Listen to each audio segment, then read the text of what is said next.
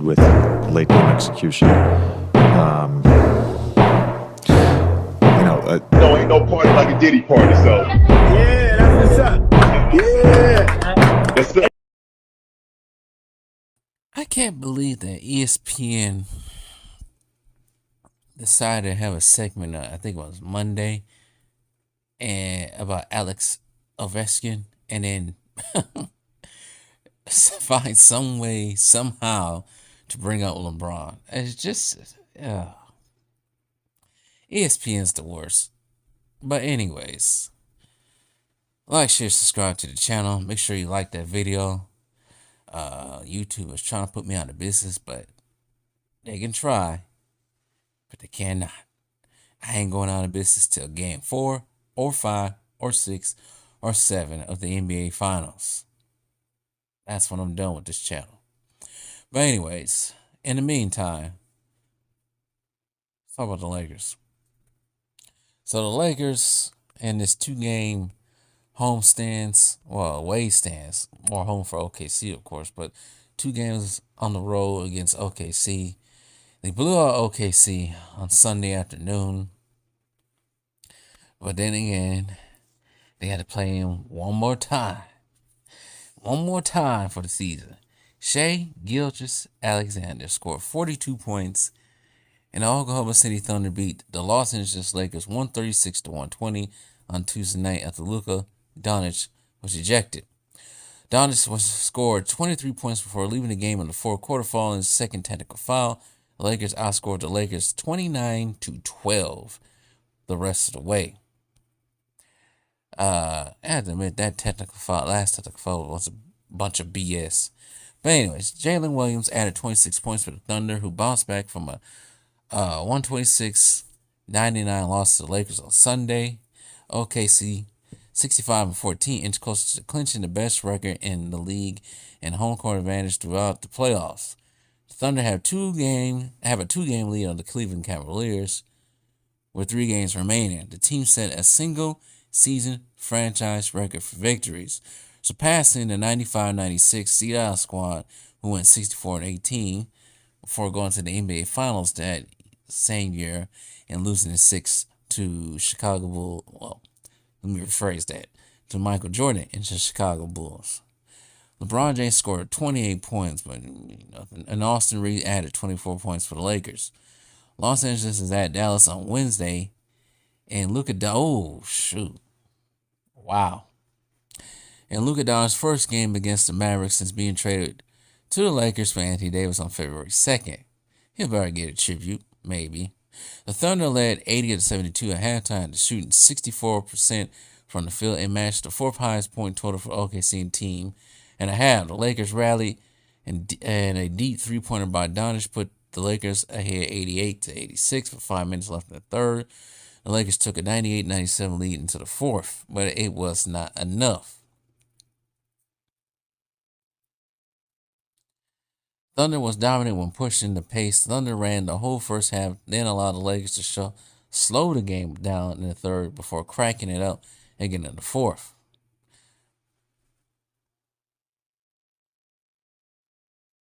Thunder shot 50% from the field for the game. And let's, of course, look at the free throws right quick. The Lakers shot 40. Wait.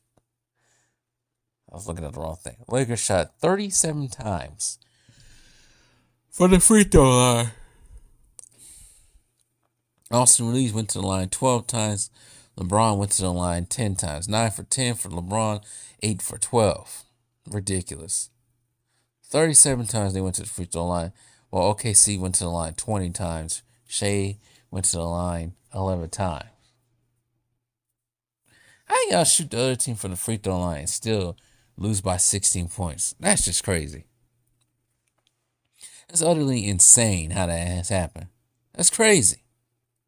Let's look at the point plus minus. And of course, who has the worst plus minus on the team? Once again, that will be LeBron James. I wonder how many times he led the team in, well, we already know he leads the team in negative plus minus. So yeah, I need to answer that question. Austin Reeves had the second worst. No, yeah, he had the second worst at negative 19. Person with the best plus minus on the team was the one that got ejected with Luka Doncic for plus 6. Like I said, OKC shot 50% from the field and 48% from 3. I was sitting here watching the highlights of this game because I didn't watch this game. I was watching the Bucks game instead. The Lakers, seriously. Unless the refs stay away. Oh, sorry. The Lakers have a tough time on defense. Austin Reeves getting just, oh my goodness. Austin Reeves, say what you want about his offensive game. I still think he be flopping and everything. But defensively, oh my goodness. He was getting either burnt or just losing people on defense. I just don't understand how a team with 3 people who are terrible at defense are going to win anything. Basically, Statue of Liberty's on defense. It's crazy. I do say this, JJ Redick has put LeBron out for a long period of time during games to let other people get in there. When he's not in there, they're a little bit better. Yeah, and when Luka's in there, and when he's in there, he looks better. But when minute Luka is ejected or not playing in the game, he looks terrible. Which happened at the end of this game. Just turn it after the turnover. Let's look at the turnovers right quick. LeBron had 6 turnovers. Austin Reeves had 4 turnovers. And they both had very crucial turnovers towards the end of this game. But pretty much the game is just, like a game. Oh, sorry. Ran off the court out in the last quarter of this game. Just the last couple of minutes.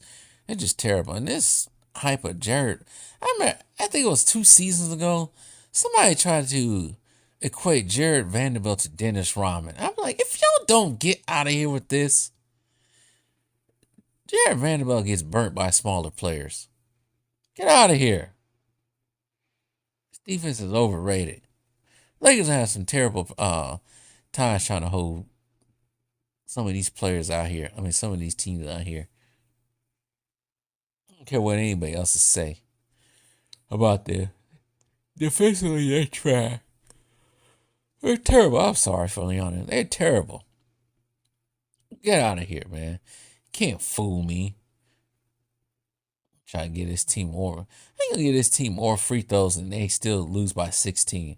That's just crazy to me how they try to rig some of these games, man. And they still fail at times. Crazy. But shout out to the OKC Thunder for winning. But yeah, that whole Luka getting his second technical foul. He said he was talking to a fan on the bench. We have seen him talk to fans on the sideline, mess to fans on the sideline. He did it when he played the Bucks in Milwaukee. So yeah, they was gunning for him to get out of that game. Well, the rest probably did.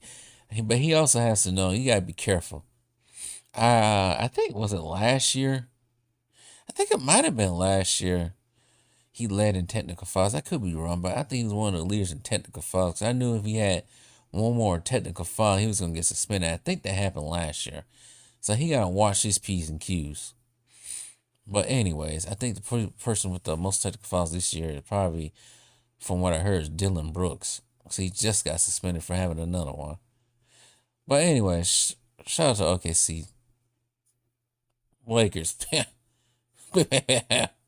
Wow. Frauds.